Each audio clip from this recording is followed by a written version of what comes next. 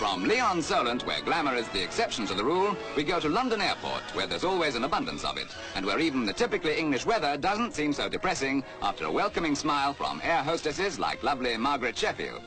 But in case you're wondering how the stewardesses keep smiling when the weather is so dismal, let's go with Margaret on a routine flight.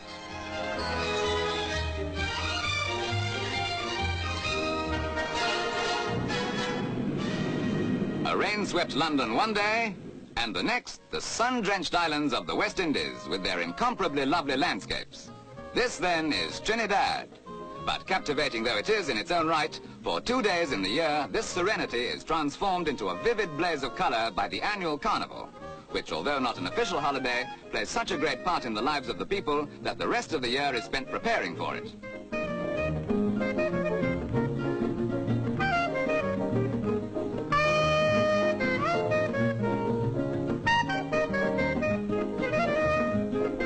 The people enter wholeheartedly into the spirit of the carnival, and the preparation is taken most seriously. Great secrecy being maintained, for example, over the wonderful costumes to be worn. The money for this, collected from individuals and paid into a common fund, sometimes represents several months' hard-earned wages. By the way, the marches and calypso accompaniment to the procession are provided by the rhythm of the now famous steel bands, specially made for the occasion.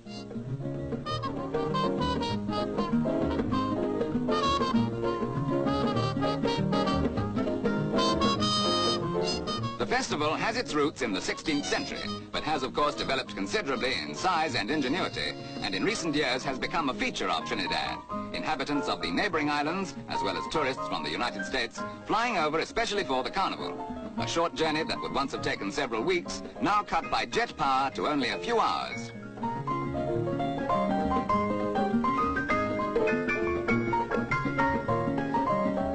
At the airport, Margaret meets her friend from another line, Betty Lou Fisher, and after a change out of uniform, they're off to the carnival.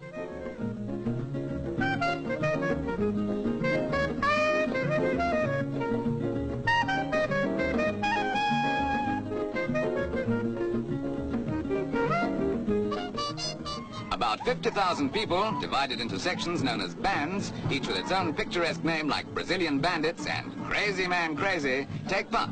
The bands vary in size from 1,500 people to ingenious individuals like Betty Lou and Margaret, although of course they haven't had time to prepare proper costumes. As you can imagine, the cost is fabulous. The material used in the Glory of Greece band with 611 people alone included 700 sheets of aluminium for the armor, 3,000 yards of velvet, and 600 yards of satin.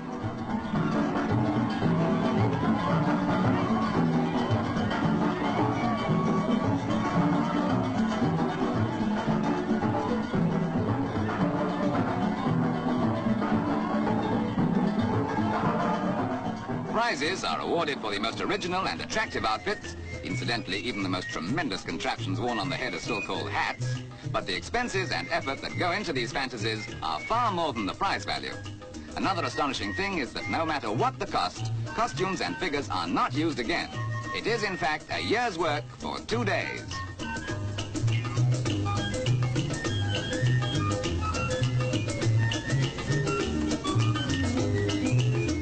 Every type of subject and theme, both real and imaginary, is depicted by the bands, each rivaling the next in originality, ingenuity, and color spectacle, while just as color conscious, the crowd dress as vividly as they can.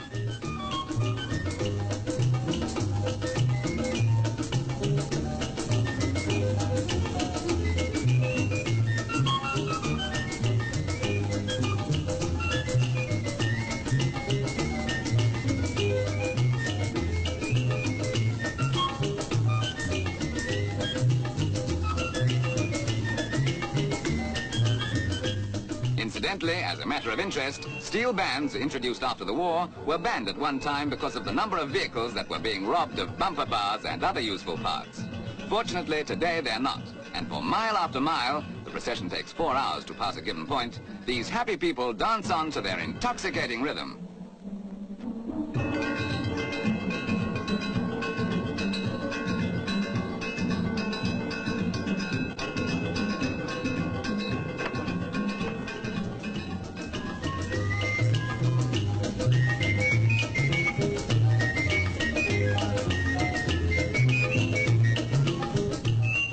Everything stops, unofficially that is, during the 2 days of the carnival.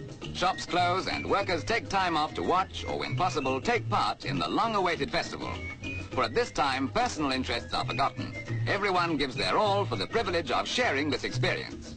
Typical of the unquenchable spirit that makes the Trinidad Carnival an unforgettable occasion.